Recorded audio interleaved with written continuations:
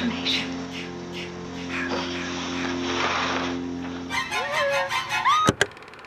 Slasher films, we know them, we love them, and let's be honest, we can usually predict them.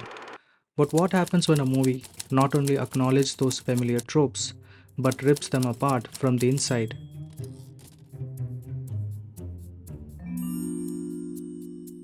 Behind the Mask, The Rise of Leslie Vernon takes everything we think we know about the masked killers and turns it into a darkly hilarious, self aware deconstruction of the slasher genre. It's a film that's as much a tribute as it is a critique, blending horror and humor in ways few movies dare to try. Today we are diving deep into Behind the Mask, exploring how it pays homage to classic slasher films and uses satire to break them down. So sit back, relax, and let's take a walk through the twisted yet comedic world of Leslie Vernon. Sounds good. All right. Here we go.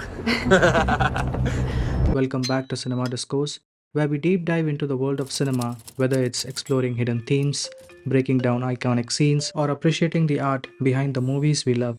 Behind the Mask, The Rise of Leslie Vernon, released in 2006, is an American film that blends mockumentary, dark humor, and slasher genres. Directed by Scott Glosserman, the movie chronicles the journey of a media team as they follow an ambitious killer to be. This aspiring murderer crafts his persona and methods based on the typical elements found in slasher films.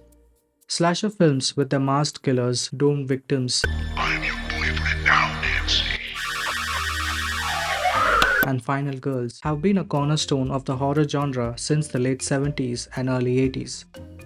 From Michael Myers' cold, expressionless mask to Jason Voorhees' relentless pursuit of his prey, these films have created an iconic and often formulaic approach to fear.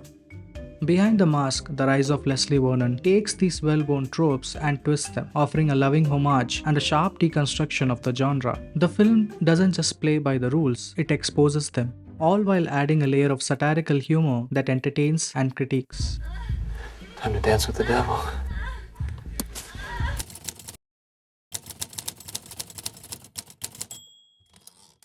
Behind the Mask isn't just a horror movie, it's a meta-horror movie, one that deconstructs the very genre it belongs to. By presenting itself as a documentary for the first half, the film invites the audience into the world of slasher killers, showing us the mechanics behind the mask. Once you have a location lined up, then it's time to move on to step 2. Find a target group. Target group. You mean victims. Potato, whatever. Anyway, it's not as easy as you think. Everybody thinks we just wake up one morning and start obsessing about a girl and start stalking her, killing everybody that gets in the way.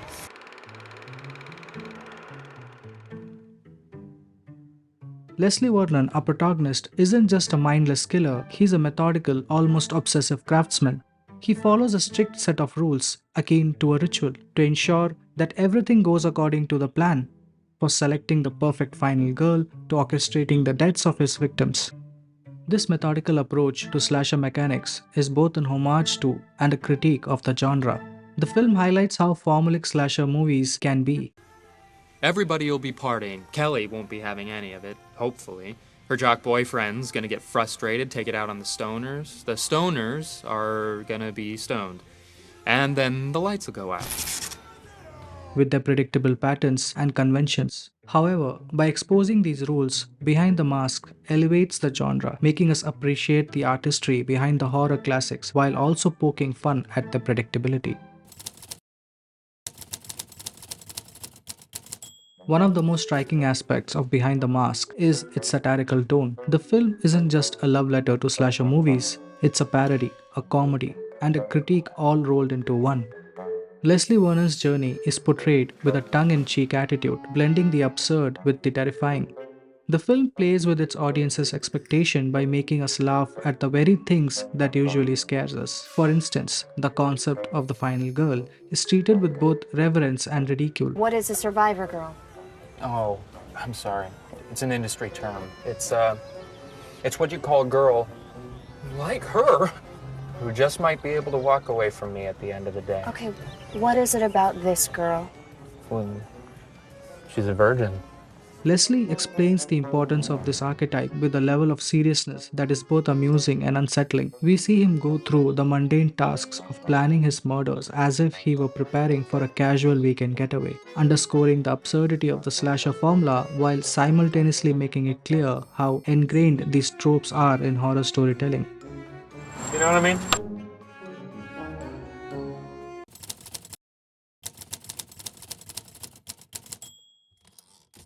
Humor in Behind the Mask isn't just there for laughs, it's a deliberate tool used to deconstruct the slasher genre. Saw him, Kelly. You saw him, and he's here now. Just look at him. By injecting comedy into traditional terrifying scenarios, the film forces us to confront the ridiculousness of the genre's convention. Like this scene, where Leslie is shown working out to maintain the stamina needed to appear as if he's effortlessly stalking his victims. You gotta be able to run like a freaking gazelle without getting winded. Plus, there's that whole thing of making it look like you're walking, and everybody else is running their asses off. Right. Then I gotta stay with them. It's tough, man. It's tough. It's a hilarious thing that breaks down the seemingly supernatural abilities of slasher villains like Michael Myers and Jason Voorhees, revealing them to be the result of hard work and preparation rather than otherworldly powers. The use of humor also serves to make the film's horror elements even more effective, by lulling the audience into a false sense of security with comedy. The film can strike harder when it shifts back into horror territory.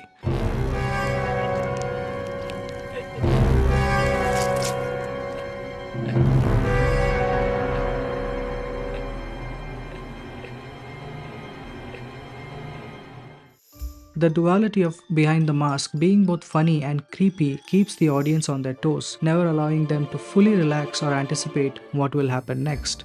In the scenes where Leslie stalks his final girl Kelly, the film moves from the observational, almost mundane documentary shots to the more stylized, tension-filled sequences that are typically of slasher films. This duality not only highlights the contrast between Leslie's ordinary personality and his horrifying alter ego, but also emphasizes the shift from preparation to execution in the narrative. Every culture, every civilization from the dawn of man has had its monsters. For good to be pitted against evil, you have to have evil, don't you? The brilliance of Behind the Mask lies in its ability to balance mundane humor with genuine horror. This duality is at the heart of the film's narrative. The scenes where Leslie interacts with his mentor Eugene and his wife Jamie over a casual dinner, discussing the old days of slashing, are prime examples of this. These interactions are humorous, almost endearing, presenting these killers as relatable, everyday people. Yet, the conversation's content is chilling, reminding us of the brutal reality behind their friendly exteriors. This blend of the ordinary and the horrifying not only humanizes the killers, but also deepens the satire, making the audience question why we find such comfort in the familiarity of slasher tropes. Behind the Mask invites us to laugh at the absurdity of these conventions while simultaneously pulling us back into the horror that defines the genre.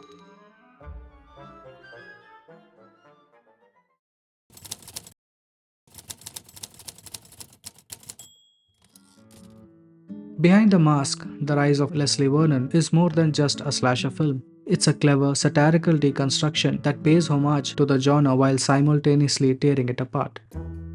The film's use of humor, its dual narrative styles, and its self-aware characters all work together to create a unique experience that is both a critique and a celebration of the slasher genre.